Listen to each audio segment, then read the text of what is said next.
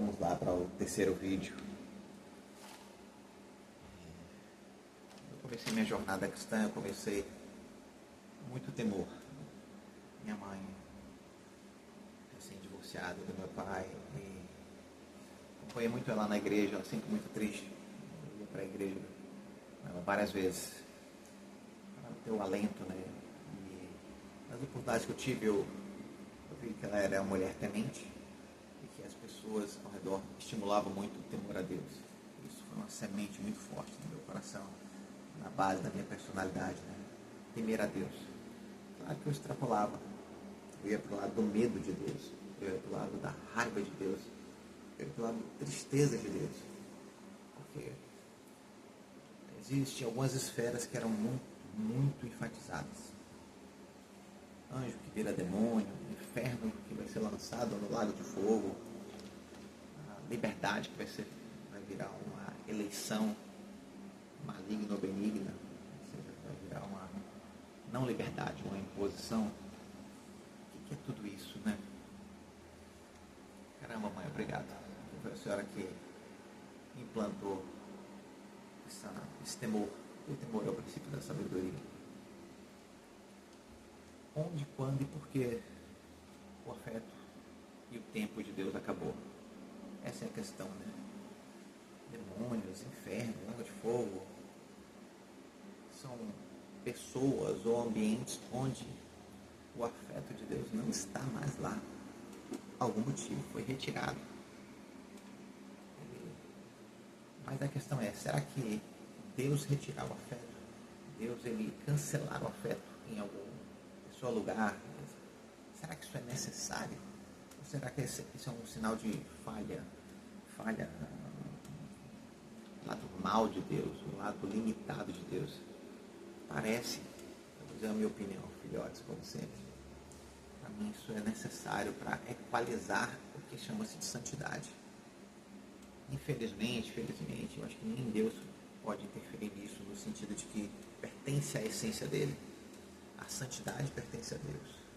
E equalizar a santidade com outras coisas que de alguma forma são o yin e o yang, né, de santidade, né? No caso, a santidade seria o yang, né? E essas outras coisas seriam o yin, né? O lago de fogo, o inferno, os demônios seriam yin. Necessários, talvez complementares, talvez suplementares, não sei. Mas o fato é que parece que eles equalizam e estão aqui, né? Tipo assim, parece que Deus não consegue, não quer ou não pode mexer nesse índice. Então, existe uma oportunidade, aparentemente, de você se recadastrar, né? Ao longo da nossa vida, nós temos a oportunidade de recadastrar como yin yang aos olhos espirituais de Deus, né? Lúcifer passou por isso, Salomão passou por isso, e eles ambos parece que falharam. Já o Saulo, já o ladrão da cruz, né, um deles, eles foram eficientes, né, em fazer isso. Ou seja, onde é que o afeto, o tempo de Deus intervém e às vezes regenera alguém? Onde é que o afeto de Deus intervém no tempo e ele condena? Quando Deus interfere no tempo, geralmente ele interfere e algo passa a ser eterno, para o bem ou para o mal. Quando Deus interfere no tempo, seja pela morte, seja por uma arbitrariedade que cessou até aqui e acabou o seu tempo, de devolver para Deus o afeto tempo dado. Parece arbitrário, deve ser arbitrário, porque Deus é soberano, mas deve ter um bom motivo que a gente não consegue entender. Então, eu não estou falando aqui de energia, espaço, matéria, porque teoricamente até isso, né? Um dia até isso vai ser, toda a suposta criação vai ser julgada por Deus, para saber para onde que ela vai, né? Para onde que ela vai compor esse pedaço, né? Do que compõe Deus, né? Mas o fato é que depende de Deus. Depende de Deus de alguma forma. Intervir ou não. Como teve a maravilhosa intervenção do Saulo contra o Paulo, que hoje é o meu ícone diferencial cristão. Mas poderia não ter sido assim, né? Poderia Saulo tá caminhando a cavalo e em vez de Deus ter falado com ele, podia ter caído, era um raio e matado ele e levado ele direto para o inferno.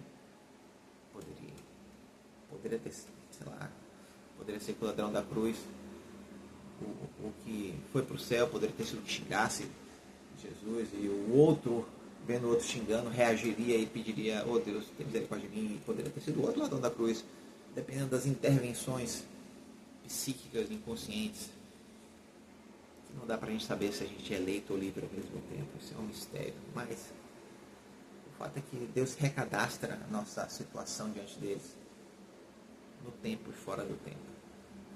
E eu, como médico da área da saúde mental, né, durante muitos anos a gente, cada vez mais, né, essas manifestações, né, pessoas que dizem que viu o inferno, pessoas que dizem que viu um demônio, pessoas que dizem que conversam com o demônio, fofoca com o demônio, etc. Isso, afinal de contas, isso é uma esquizotipia, isso é uma esquizofrenia, isso é uma transtorno de personalidade esquizóide, isso é um delírio, alucinação induzido por drogas, isso é o quê?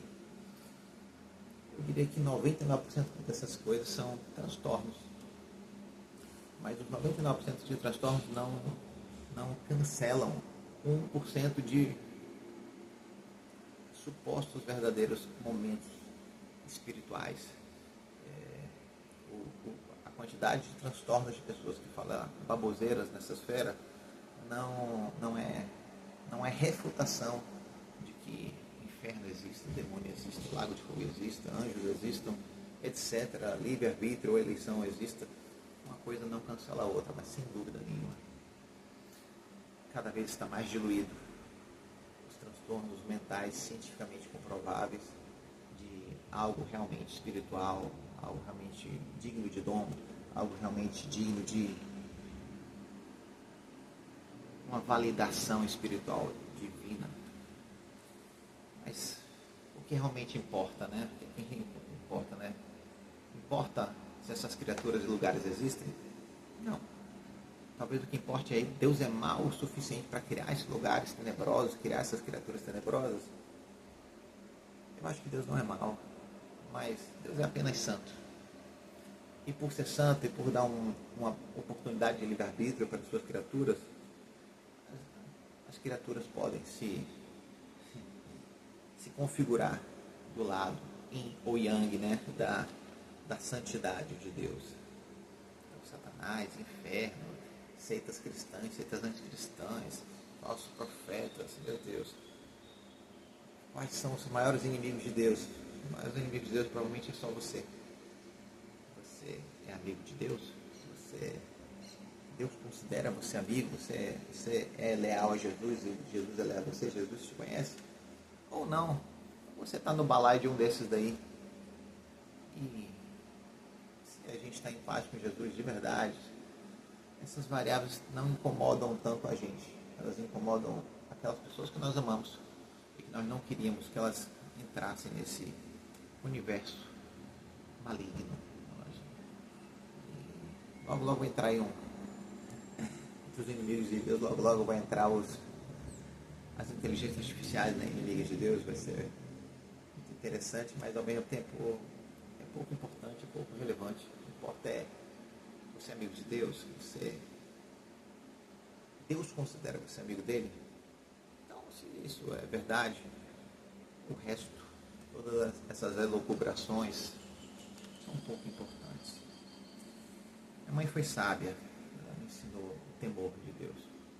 Claro que o temor inicialmente vai para caminhos muito ruins, como eu disse, ódio, raiva, tristeza, mas hoje, graças a Deus, está indo para paz, harmonia, confiança, né, saúde. Mas eu sei que nós somos temporariamente livres, né, e dentro das oportunidades nós podemos mudar o nosso status, nós podemos reagir ou não ao afeto tempo de Deus, com afeto tempo por Deus.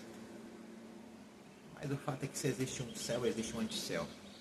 Se existe uma santidade, existe uma antissantidade. Se existe um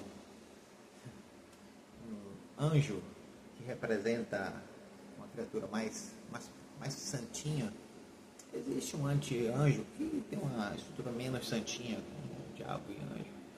São apenas dedutíveis, né? São meramente...